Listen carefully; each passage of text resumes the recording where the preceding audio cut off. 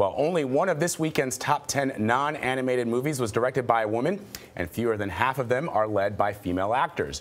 The newest study from USC's Annenberg School for Communication and Journalism examines equality in the film industry.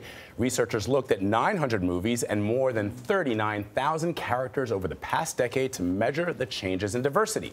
First, on CBS This Morning, Professor Stacy Smith, a co-researcher of the study, is with us. Good morning, Professor. Good to see you. Good morning. It's great to be here. So break this study down for us. Yeah, well, we look at the top 100 films every year, every speaking character from someone who utters one word all the way through the protagonist. And we look at a variety of characteristics: gender, race, ethnicity, LGBT, and characters with disabilities. So you've been doing these studies since 2007. What have you found when you look at those numbers in terms of diversity?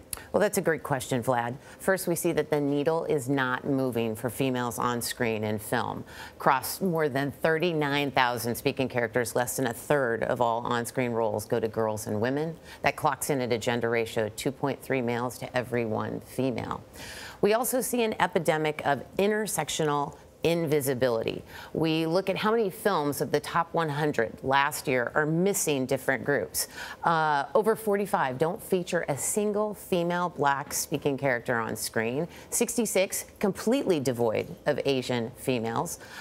72 don't feature one talking Latina, and over 90 completely erase the LGBT community. So at USC Annenberg, we like to say we don't have a diversity problem. We actually have an inclusion crisis on screen and behind the camera. So what if there were more executives with more diversity in the offices in Hollywood? Well, we've examined that in our seminal CARD study in February of 2016, and we see that few women are at the upper echelons of power. What we have found is that when there's a female in the director's chair, from some of the other work that we've done with short films and independent features, you see more girls and women on screen, more female leads, more women 40 and above, more racial and ethnic diversity. We need more female directors to be calling the shots behind the camera. And you see people like Reese Witherspoon, you know, who's now a producer, making lots of projects and using lots of women.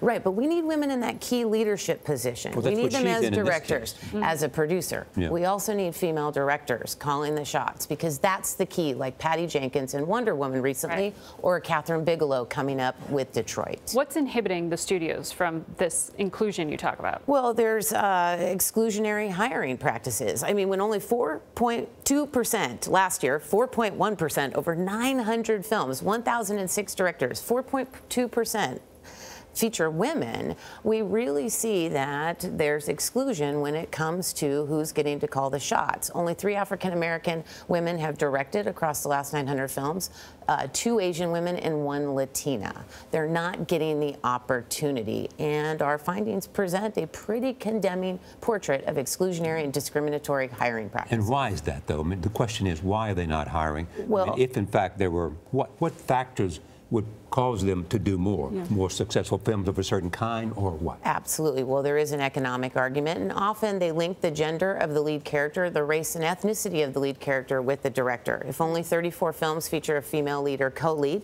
this gives female directors fewer opportunities out of the top 100 of last year. Women aren't on consideration lists.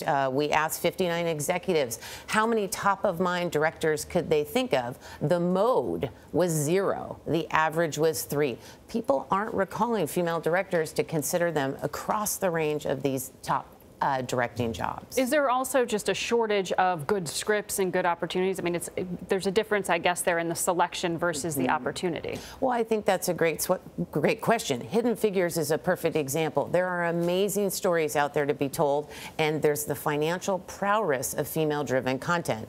It's the lack of decision-making and greenlighting ability of who says these stories can move through the pipeline. So you think a film's success like Hidden Figures will make a difference? It should, but often it doesn't. By looking at our data, 900 films, year in and year out, no change. But even if a film like Wonder Woman, Patty Jenkins, is making so much money, doesn't it always come down to dollars and cents? It should. When half of the box office audience is women, 49% people of color, you would think, why are we leaving money on the table? Moana, Hidden Figures, Wonder Woman, the list goes on and on. Girls Trip 2 weekends ago. Absolutely. Stacy Smith, thank you. It was great to be here.